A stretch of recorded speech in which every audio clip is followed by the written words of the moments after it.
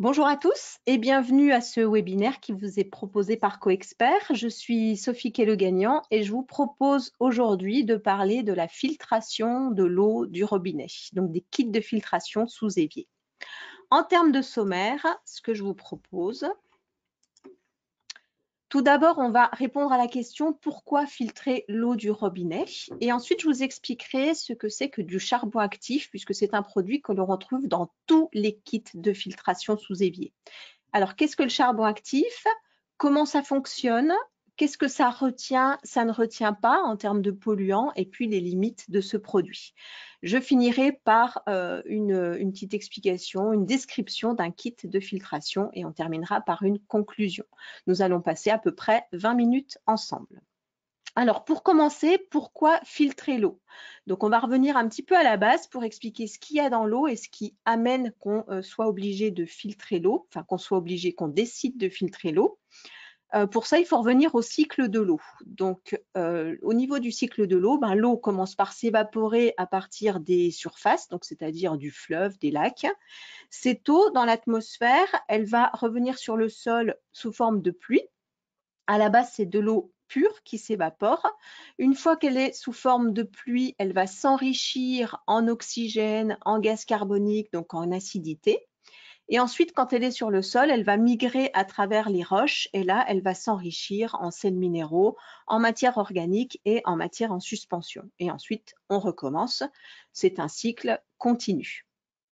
Tout ça pour dire que l'eau peut contenir un certain nombre de choses, donc que ce soit l'eau du robinet ou l'eau minérale, on peut avoir les mêmes compositions de l'eau. Donc, on va avoir des matières en suspension. Ça, c'est pas très gênant dans la mesure où l'eau est finement filtrée, donc on ne voit pas de matière en suspension dans l'eau du robinet, donc dans le verre d'eau. Ensuite, on va avoir tout ce qui est sels minéraux et oligo-éléments. Donc, on va retrouver des choses comme le calcium, le magnésium. Et dans les oligo-éléments, on va retrouver par exemple du cuivre et du zinc. Donc, tout ça, c'est bon à la santé dans la mesure où les quantités ne sont pas trop importantes. Ensuite, on a des métaux lourds. Donc, il peut y avoir présence de métaux lourds naturellement dans l'eau. C'est le cas du mercure et de l'arsenic. Par contre, on peut avoir aussi des traces de plomb. Là, c'est plutôt un polluant et ça, c'est à cause des vieilles tuyauteries qu'on peut trouver dans les immeubles. Ensuite, il y a tout ce qui est matière organique. L'eau peut s'enrichir en matière organique, c'est-à-dire tout ce qui va être pesticides, tout ce qui va être médicaments. On sait qu'il y a des traces de médicaments dans l'eau et tout ce qui va être molécules chlorées. Ça vient du fait que l'on traite l'eau du robinet avec du chlore. Donc, par conséquent, on obtient des molécules chlorées. C'est ce qui donne un mauvais goût à l'eau. Ensuite, on aura les gaz. On a dit de l'oxygène, du gaz carbonique et du dioxyde de chlore. On aura aussi des bactéries sous forme de traces, puisque le dioxyde de chlore est là pour les tuer. Et ensuite, des traces de radioactivité. Donc, tout ça pour dire qu'il peut y avoir des polluants dans l'eau. On sait aujourd'hui que c'est un vrai sujet d'actualité. Régulièrement, il y a des pollutions locales, ponctuelles. Il suffit de regarder un petit peu sur Internet et on cherche à s'affranchir de ça. Donc, aujourd'hui, le particulier, s'il cherche à traiter son eau de boisson, s'il achète un kit de filtration, c'est pour éradiquer tous ces mauvais éléments qu'on peut trouver dans l'eau, donc les hydrocarbures, les pesticides, les médicaments, etc. Donc, pour s'affranchir de tout ça. Aujourd'hui, on a encore beaucoup de gens qui achètent des bouteilles en plastique. Ça peut être une solution. Mais la problématique du plastique est aussi un vrai sujet d'actualité. Ça pollue. On sait qu'il y a énormément de plastique dans les rivières et dans la mer. Donc, la solution bouteille plastique, ce n'est pas une solution pérenne. De plus, si on parle de bouteilles plastiques, ça veut dire qu'il va falloir porter des packs d'eau. Et il y a une information qui est arrivée il n'y a pas très longtemps sur Internet. On ingérerait en moyenne l'équivalent d'une carte de crédit, c'est-à-dire 5 grammes de plastique par semaine. C'est énorme et c'est quand même assez préoccupant. Donc tout ça pour dire qu'aujourd'hui, la solution bouteille, c'est pas forcément une bonne solution. Donc le particulier cherche à avoir une eau de qualité, donc il se rapproche de tous ces systèmes de traitement de l'eau, donc des kits de filtration sous évier.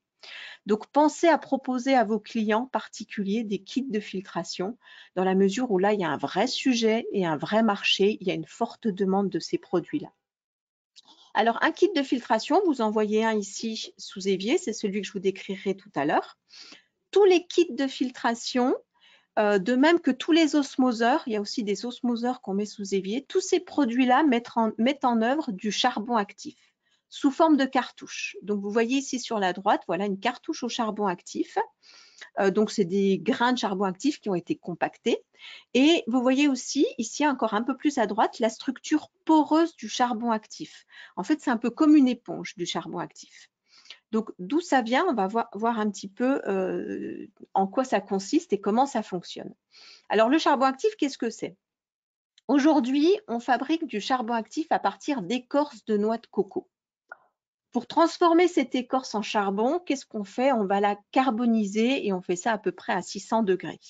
Une fois que c'est carbonisé, on obtient du charbon, tout simplement, un peu comme du charbon de bois, donc qui n'a pas du tout ces propriétés, les propriétés du charbon actif, donc ses propriétés alvéolaires.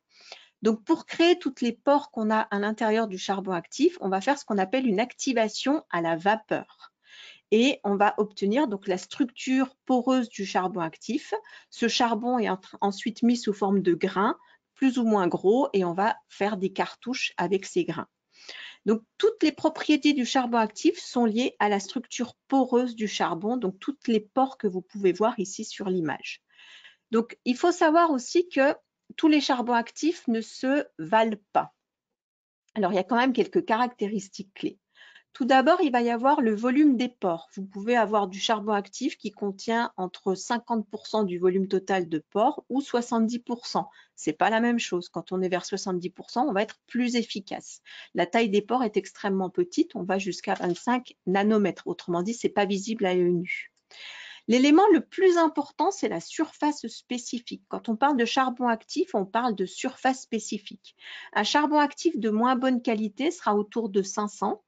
Un charbon actif de très bonne qualité sera autour de 1500 m² par gramme.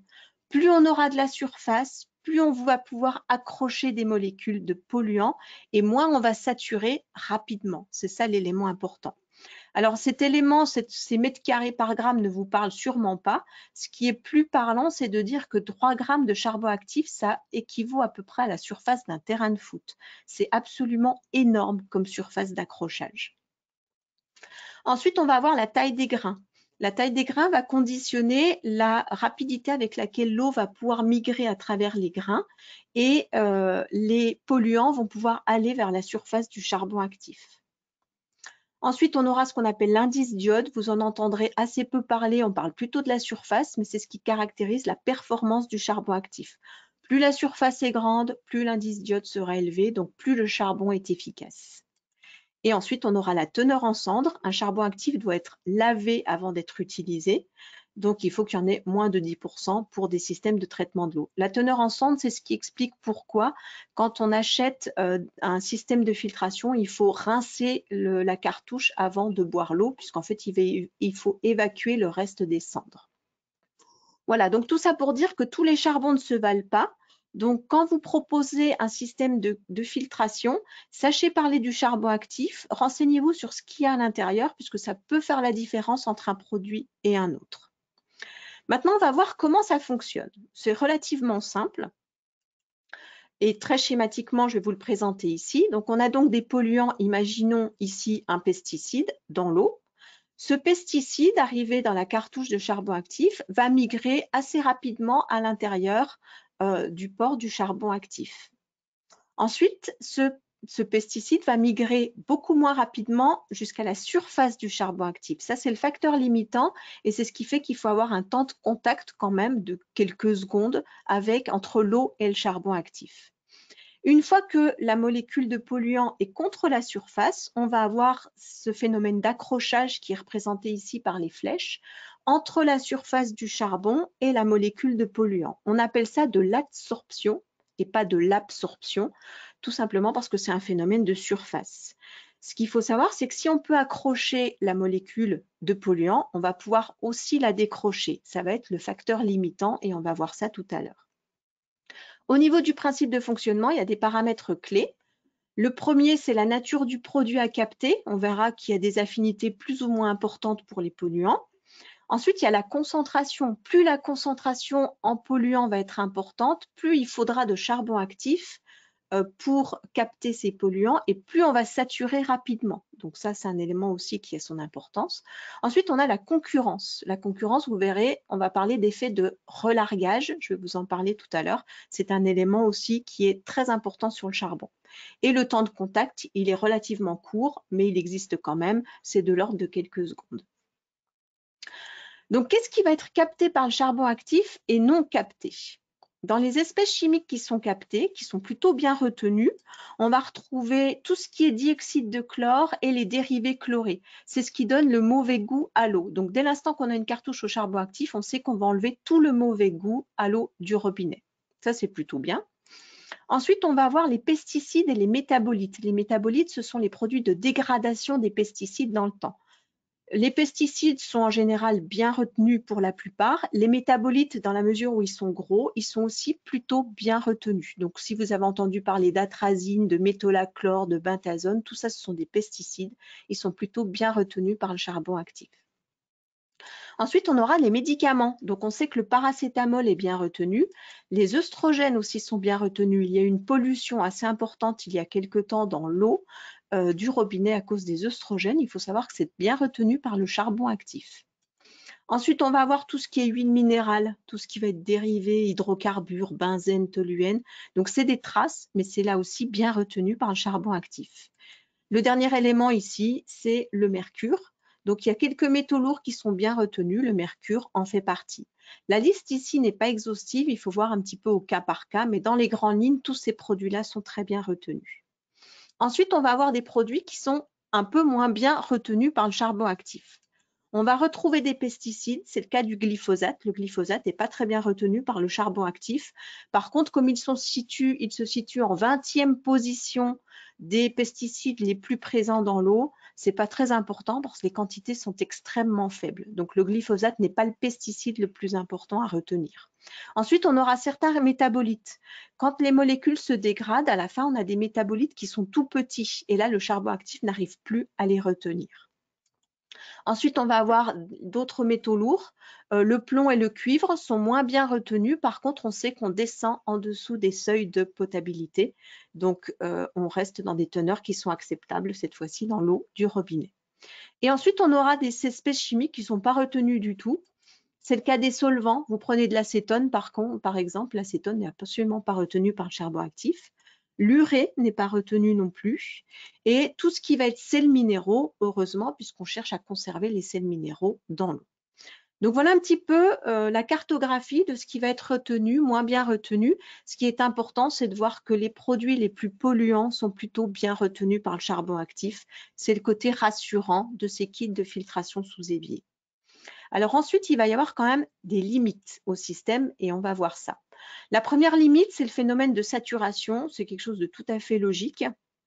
Ça veut dire quoi? Ça veut dire que vous allez avoir ici de l'eau qui passe à travers une cartouche au charbon actif. Petit à petit, cette cartouche va capter des polluants, donc elle se sature.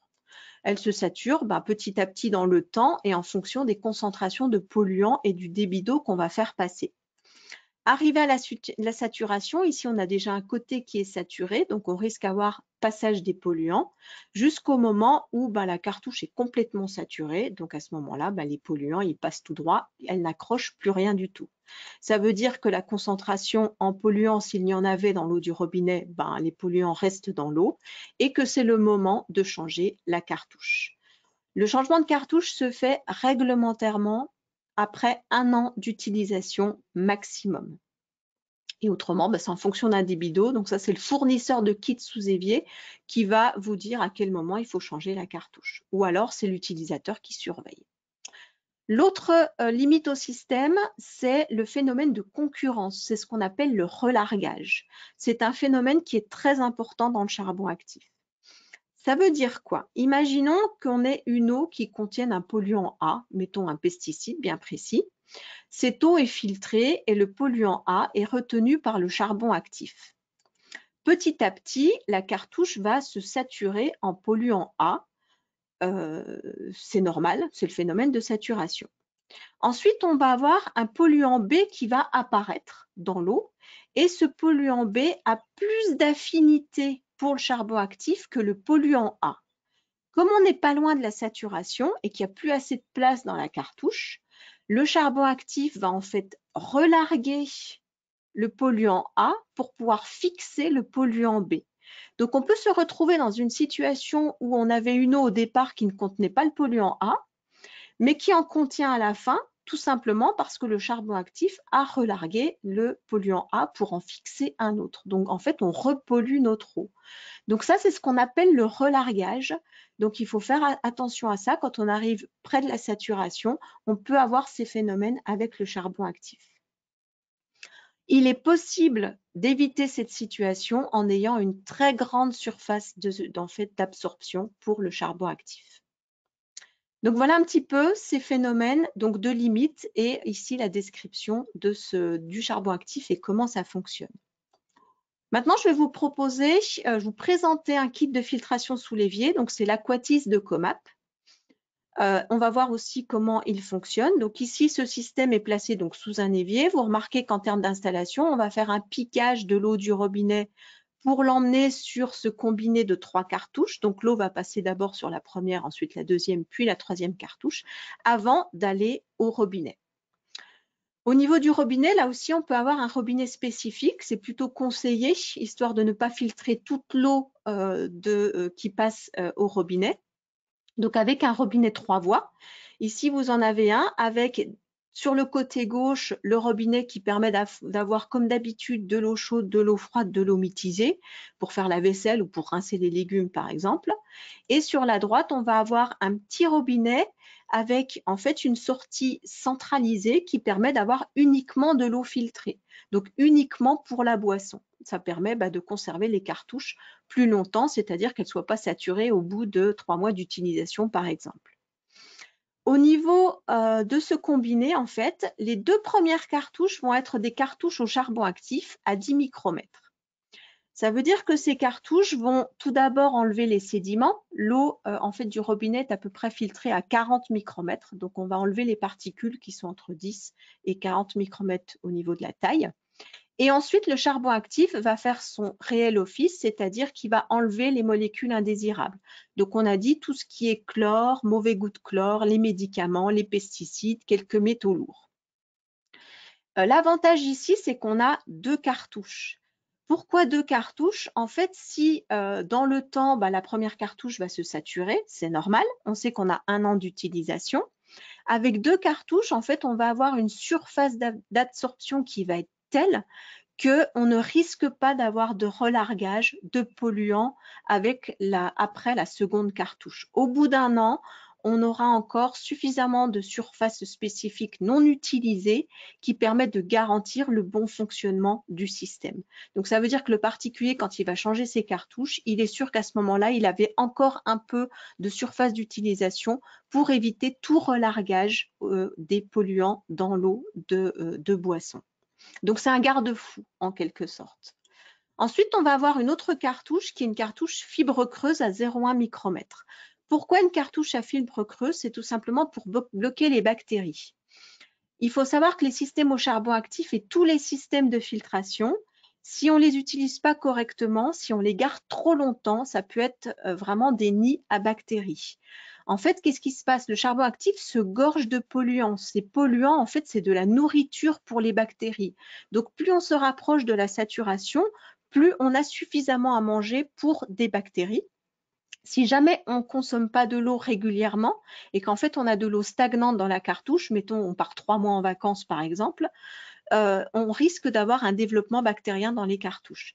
Donc la fibre creuse, c'est là pour servir de garde-fou si on n'utilise pas correctement le système ou si par exemple l'utilisateur décide qu'au bout d'1 an, il peut encore garder ses cartouches 6 mois. À ce moment-là, ça sert de garde-fou là encore pour éviter de contaminer l'eau de boisson.